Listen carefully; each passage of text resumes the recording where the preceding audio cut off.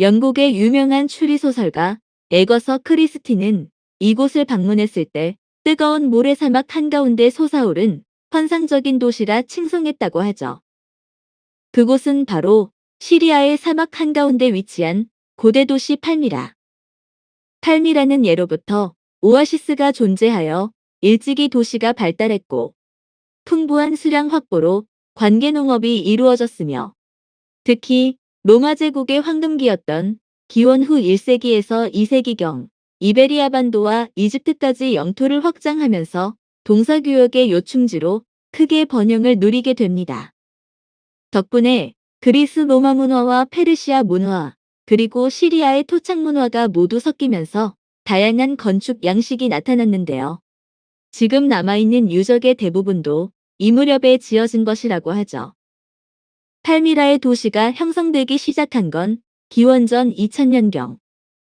메소포타미아 문명을 선도했던 수메르인들이 티그리스강 일대의 아시리아를 건국하였고 이집트에서는 나일강을 중심으로 이집트 문명이 일어나는데요. 그 사이에 위치한 시리아는 두 문명의 영향을 모두 받으며 자연스레 교역이 번성하게 되죠.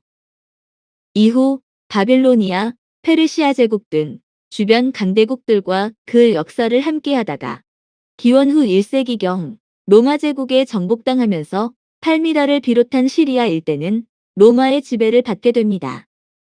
그러던 서기 129년 로마 제국의 14대 황제 하드리아누스가 이곳을 방문하는데요. 그는 동서양의 요충지에 있는 팔미라의 위상을 높이사 자유도시로 선포하였고 이에 따라 팔미라에는 로마식 극장과 신전, 그리고 아치문과 열주 등 거대한 도시 인프라가 놓이면서 그야말로 전성기를 맞이하게 되죠. 그리고 도시 주변에는 크고 작은 무덤군이 조성되는데요. 크기도 규모도 제각각인 이곳에서 중국, 한나라 시대 비단이 발굴되면서 팔미라가 옛 실크로드 상인들에게 매우 중요한 곳이었음이 입증되었죠. 하지만 이토록 찬란했던 팔미라도 3세기를 기점으로 멸망하고 마는데요. 이 굵고 짧은 시기에 흥망성쇠를 이끈 인물이 바로 제노비아 여왕입니다. 제노비아의 출생에 대해선 정확히 알려진 바는 없지만 로마 황제 혈전에 의하면 취미가 승마와 사냥이었으며 모국어인 팔미라어 외에도 이집트어, 그리스어, 라틴어에 능통했다고 기록되어 있는데요. 이런 스펙으로 보아 평민이 아닌 영향력 있는 족장 가문의 자제로 추측하고 있으며 또한 미모가 출중하고 지혜로우며 용감한 것으로 명성이 자자하여 팔미라의 통치자인 오데나토스에게까지 소문이 전해지면서 제노비아는 14세의 나이로 그의 두 번째 아내가 됩니다. 당시 로마 제국은 사산 제국의 위협을 받고 있었고 설상가상 로마 황제 발레리아누스가 사산 왕조의 포로로 잡히는 사건이 발생하자 제노비아의 남편인 오데나토스가 군사를 일으켜 사산 제국을 물리치는데요. 그 공으로 오데나토스는 로마 제국의 동방사령관으로 임명되었으며 이후 로마 황제의 승인을 받아 반독립국가로서 팔미라 제국의 황제가 됩니다.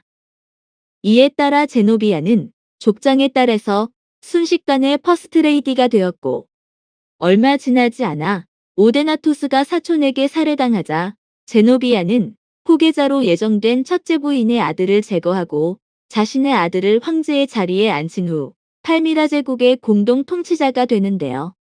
평소 클레오파트라를 흠모했던 그녀는 스스로를 팔미라의 클레오파트라라 불렀습니다. 황제가 된 그녀는 제일 먼저 로마 제국이 혼란한 틈을 타 완전한 독립국가를 선언하고 중개무역으로 벌어들인 돈을 투자해 군사력을 증강한 후 사산 제국으로부터 동방의 속주를 지킨다는 명분하에 시리아 전역과 팔레스타인, 이집트 일대를 점령하며 영토를 대거 확장하였죠.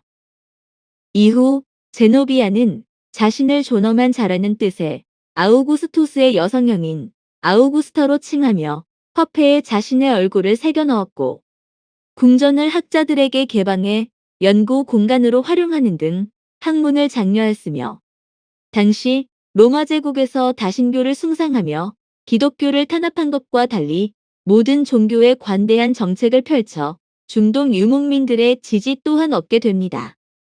그리고 중국과 유럽을 잇는 실크로드의 교역도시로 그 역할을 충실히 수행하여 제국의 부를 꾸준히 축적하는 한편 자신이 흠모했던 클레오파트라의 나라인 이집트에도 지대한 관심을 보이며 고대 유물을 복원하는 대규모 프로젝트를 진행하기도 했죠. 그러는 사이 로마 제국에서는 군인 출신의 아우렐리아노스가 황제로 즉위하며 흩어진 소국들을 진압해 옛 로마 제국의 영토를 수복해가고 있었는데요. 그 과정에서 팔미라 제국도 순식간에 함락되고 맙니다. 제노비아가 황제에 오른 지 불과 3년 만의 일이었죠. 아우렐리아노스는 팔미라를 예전처럼 속국으로 두려 했지만 제노비아가 포로로 끌려간 후 시민들이 폭동을 일으키자 도시를 모조리 파괴하였고 폐허가 된 이곳을 십자군 전쟁 때 이슬람 세력이 점령하면서 도시를 재건하지만 그마저도 큰 지진이 일어나며 또다시 무너져버리고 맙니다. 3년 동안의 영광과 오랜 폐허가 남기고 간 자리에 지나가는 건 모래바람뿐이었고 그렇게 영원히 묻힐 뻔한 것을 18세기경 이곳을 지나가던 유럽인이 발견하면서 1930년대에 이르러 대대적인 복원 작업이 이루어지는데요. 그 중에는 고고학자이자 에거서 크리스티의 남편인 맥스 멜로원도 있었고 그와 동행했던 에거서 크리스티가 이곳을 보며 수많은 추리 소설을 구상하게 되죠.